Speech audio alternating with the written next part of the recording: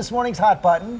That inspirational speech from Ed Sheeran. He's opening up about a challenge he had to overcome when he was younger and why it played an important part in becoming who he is. ABC's Kana Whitworth is here with the story. Hey, Kana. Hey, good morning, George. So stuttering, it's a disorder that's affecting about 1 in every 100 people, but clearly this speech impediment doesn't seem to have limited Ed Sheeran's ability to sell out stadiums in less than 3 minutes. So now he's opening up and he is sharing his incredible message of resilience. We found love. Ed Sheeran is known for pouring his heart out with soulful sureness.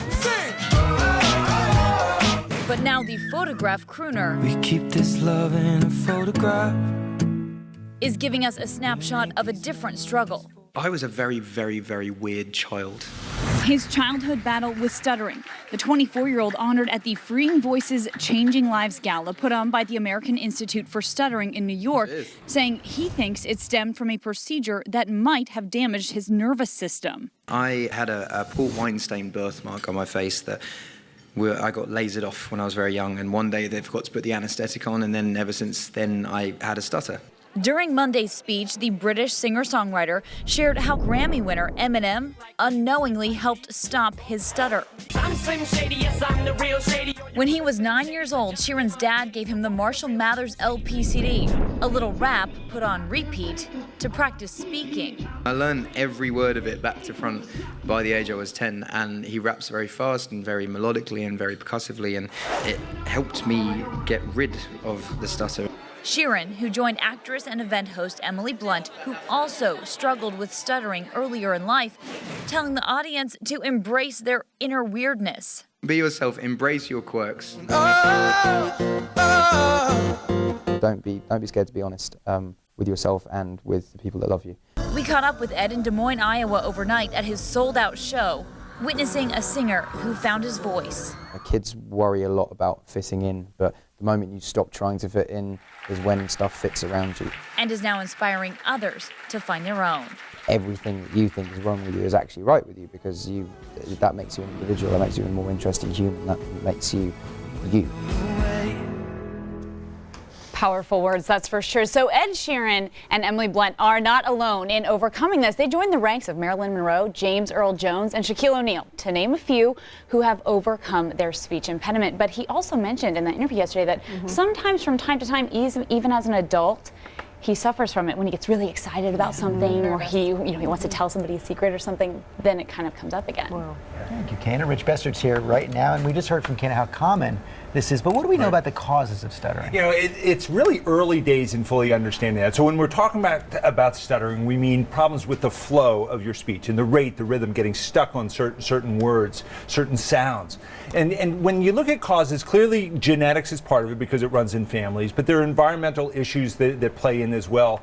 A lot of stuttering is normal development. You know, kids, they're learning so many words and they're probably not able to say them as fast as their brain is taking them in. And then there are neurologic conditions that's pretty rare as a cause of stuttering. And Ed gives a lot of credit to Eminem.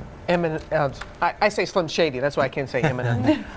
Is there really a correlation between stuttering and music? Well, this is incredibly cool. There's this new small study out that looks at a child's ability to tell the difference between rhythms. And what they found was children who stutter are not as good at telling the difference between different musical rhythms as children who don't. So let's do a little demo here. We have Dan Weiner here, who's our drummer. He's going to play two different rhythms for us. Okay, listen really carefully, and I'm going to want you to try and tell the difference between them. So here's rhythm number 1.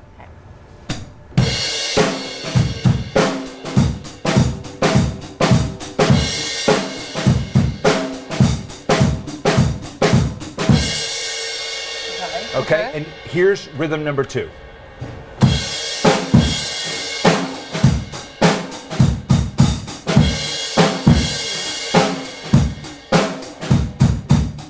Different, yeah. Okay, all right, now he's going to play one of those again, and tell me, I'm going to want to ask you whether it was rhythm number 1 or number 2. Okay. Let's hear the mystery rhythm.